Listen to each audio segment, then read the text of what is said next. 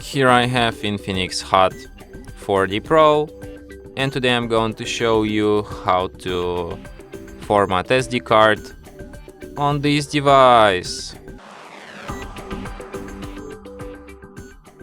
So firstly you should go to settings, then you go to storage section, switch to portable, tap on 3 dots next to SD card. Okay, select format, then erase and format, and after a few seconds SD card will be fully formatted and ready to be used anew. And that's it.